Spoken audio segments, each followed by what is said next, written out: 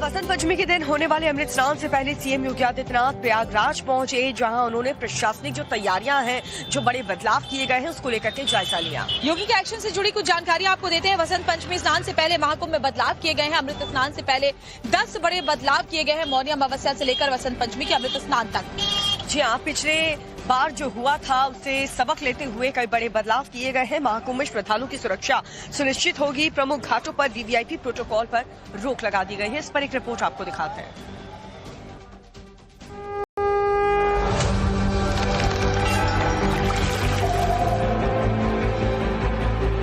कोई दिक्कत नहीं हुई, सब आओ मजे से ना हो, कोई दिक्कत नहीं। कोई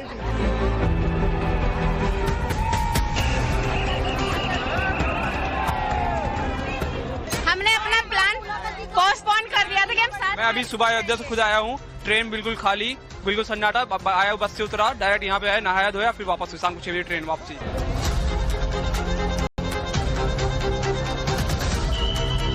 बहुत अच्छा है, हर जगह फोर्स है और बहुत ही अच्छी व्यवस्था है सारी। अच्छी व्यवस्था है? जी जी। आपको लग रहा है कि व्यवस्था बना रखी है।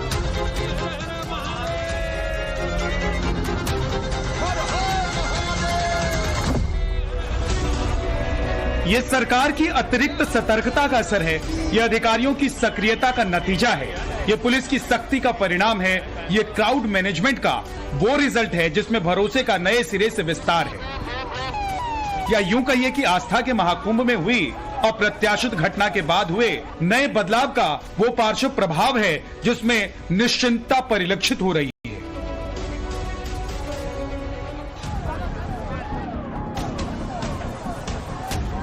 सबसे पहले जान लीजिए कि जानलेवा हादसे के बाद महाकुंभ मेला क्षेत्र में वो 10 कौन से बड़े बदलाव किए गए हैं जिसका सीधा असर उन श्रद्धालुओं पर पड़ रहा है जो संगम तट पर आस्था की डुबकी लगाने पहुंचे हैं या पहुंचने वाले हैं।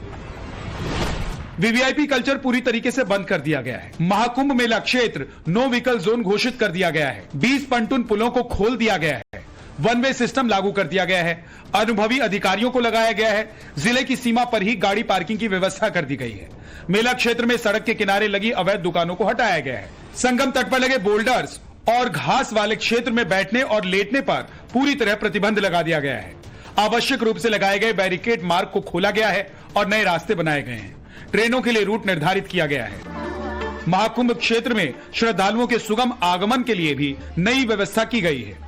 आने और जाने के रास्ते अलग अलग कर दिए गए हैं, लिहाजा एक ही कतार में लोग चल रहे हैं। जब दिव्य भव्य और अभूतपूर्व महाकुंभ की तैयारी शुरू की गई थी तब नदी पर 30 पंटून पुल भी बनाए गए थे, लेकिन हादसे वाले दिन इनमें से 22 पंटून पुल को तमाम अखाड़ों के लिए रिजर्व कर दिया गया था। अब 30 में से 20 पुल को खोल दिया गया है।